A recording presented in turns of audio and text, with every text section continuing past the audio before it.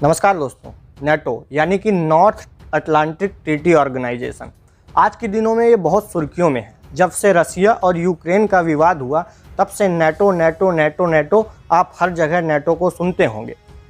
पर वास्तविक में ये नेटो है क्या, इसका इतिहास क्या है, आज के इस वीडियो में जानने की कोशिश करते हैं। क्या है नेटो का इतिहास? दरअसल ये बात है सेकेंड वर्ल्ड वॉर की। जब सेकेंड वर्ल्ड वॉर हुआ था तो अमेरिका और रूस, ब्रिटेन, फ्रांस जैसे शक्तिशाली देश एक ही गुट में थे। सबने साथ मिलकर जर्मनी, इटली और जापान जैसे देशों को पराजित किया। जब सेकेंड वर्ल्ड वॉर समाप्त हुआ तो अमेरिका एक पावरफुल शक्ति के रूप में उभरा। अमेरिका इतना पावरफुल था कि उसने न्यूक्लियर बम भी बना लिए थे। न्यूक्लियर बम बनाने वाली पहली शक्ति अमेरिका था। और जब ये द्वितीय विश्व युद्ध जीत गए तो इसके बाद रूस को एक आघात पहुंचा। रूस अपने आप को शक्तिशाली समझता था, लेकिन जब रूस को पता चला कि अमेरिका के पास न्यूक्लियर बॉम्ब है तब रूस को अपनी शक्ति में आघात पहुंची।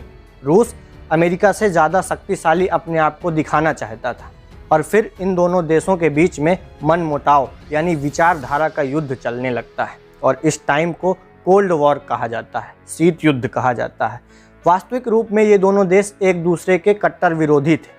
इन दोनों देशों की विचारधारा एक दूसरे से विभिन्न थी। अमेरिका जो पूंजीवाद को प्रमोट करते थे और रसिया जो साम्यवाद को प्रमोट करते थे।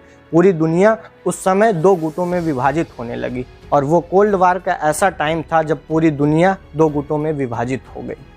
इसके बाद के समय से आज के समय तक इन दोनों देशों यानी यूएसएसआर जो आज के समय में रूस है और अमेरिका के बीच में युद्ध लगातार चलता रहा। कभी भी ये दोनों देश एक दूसरे के सामने कट्टर रूप से नहीं लड़े हैं, न किसी युद्ध के मैदान में इन दोनों देशों ने एक दूसरे से लड़ाई की है, लेकिन विचारधाराओं का युद्ध इन दोनों देशों के बीच में हमेशा चलता रहा।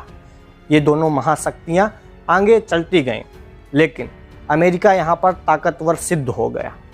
1991 में यूएसएसआर जो था union of Soviet socialist Republic, ये 15 देशों में टूट गया और इसके बाद उसका उत्तराधिकारी देश बना रूस। लेकिन रूस और अमेरिका के बीच में भी विचारधारा का युद्ध खत्म नहीं हुआ और ये जो 15 देश टूटे थे उनमें से एक देश यूक्रेन था। उसी समय अमेरिका ने 1949 में नेटो संगठन बनाया जिसका नाम था North Atlantic Treaty Organization. America ने नाटो केवल इसलिए बनाया था ताकि वो सारे देशों को अपने पक्ष में यानी कि एक गुट में शामिल कर सके, जिसे कहा जाता था पहली दुनिया। जब नेटो शुरू में बना तो नेटो की कुछ शर्तें थीं। उसमें से एक ये भी थी कि अगर नेटो के किसी भी देश में किसी भी देश के द्वारा हमला किया जाएगा तो वो हमला नेटो के सभी देशों पर हमला माना जाएगा और वो सभी देश मिलकर उसके बदले में कार्रवाई करेंगे। ये नेटो का उद्देश्य था, आज भी यही नेटो का उद्देश्य है। ऐसे में ज़्यादातर देश जो अमेरिका के साथ जाना चाहते थे और अमेरिका की शक्ति से प्रभावित थे वो नेटो के सदस्य बनते गए। शुरू में इसकी संख्या बहुत ज़्यादा नहीं थी, लेकिन आज इसमें 30 देश शामिल हो चुके हैं। यूक्रेन भी ऐसा ही। यूक्रेन भी चाहता था कि वो नेटो में शामिल हो जाए, फिर अमेरिका उसकी रक्षा करेगा, उसे किसी भी प्रकार के रूस के दबाव को सहन नहीं करना पड़ेगा। लेकिन रूस नेटो का विरोध करता था, इसीलिए रूस ने भी नेटो के काउंटर में एक वार्सा पैक्ट नामक संधि सम्मेलन भी किया था। ये बिल्कुल नेटो के अपोजिट था।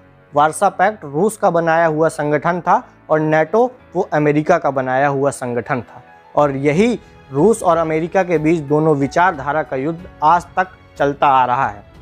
यूक्रेन भी नेटो में शामिल होना चाहता है, लेकिन रसिया इसका विरोध कर रहा है। रूस जानता है कि अगर यूक्रेन नेटो का सदस्य बन गया तो फिर नेटो की सेना यूक्रेन के अंदर अपने बेस बना लेगी और उन बेस से रसिया को दिक्कत होगी।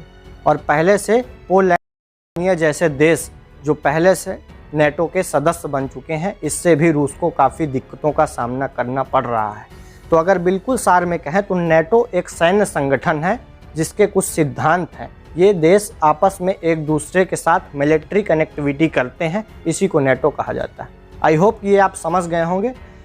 अगला वीडियो आप किस टॉपिक में चाहते हैं कमेंट में ज़रूर बताएं। मिलते हैं नेक्स्ट वीडियो में, तब तक के लिए जय हिंद।